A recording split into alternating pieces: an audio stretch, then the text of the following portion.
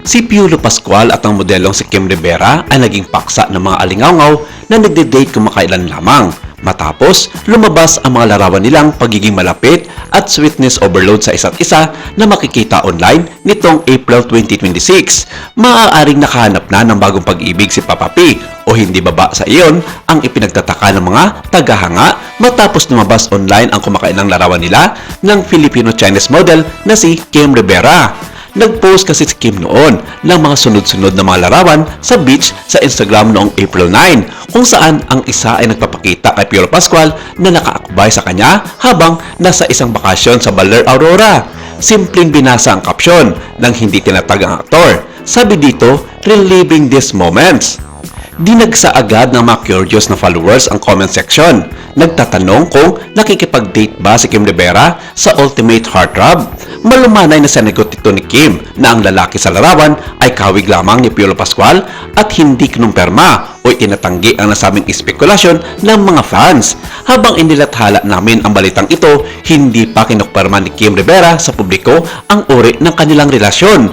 Pero sa recent post ni Papa P sa kanyang social media, sinagot nitong hindi sila talo at hindi nagbigay ng pangalan kung sino nga ba ang kanyang tinutukoy sa kanyang post na iyon.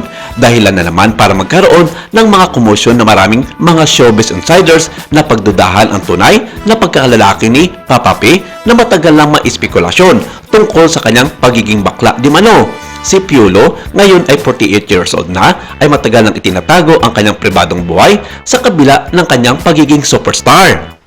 Sa panayam noong January 2026 sa Philippine Star, isang pangunahing news media outlet sa bansa, sinabi niyang 13 years na siyang nanatiling walang asawa na nakatuon lamang sa kanyang karera sa pag-arte, musical pursuits at pamilya, partikular na sa kanyang anak na si Inigo Pascual. Nalink din siya noon sa aktres na si Shaina Magdayaw, ang co-star niya sa 2024 drama series na Pamilya Sagrado. Noong mga panahong iyon, minaliit lamang ni Papa P ang mga chismis. Sinabing mas gusto nilang mag-focus sa kanilang trabaho. Binigyan din ni Shaina na ang kanilang relasyon ay nag-ugat sa pagkakaibigan. Ang bagong viral na larawan, gayunpaman, ay muling nag-init ng interes ng publiko sa romantikong buhay ni Piolo Pascual.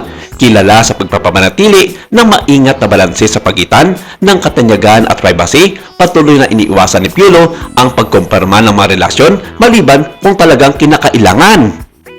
Ngayon pa lang, tila kontento na siyang hayaan ang mga chismis na umiikot ng hindi nagbibigay ng paglilinaw maliban lamang sa sinabi nitong hindi sila talo-talo. Pansamantala, nanatiling abala si Papa P sa mga paparating na proyekto sa pelikula at telebisyon kasama ang ilang mga concert tour na binalak para sa 2026. Kung tunay na namumulaklak ang pag-iibigan, isang bagay lamang ang malinaw.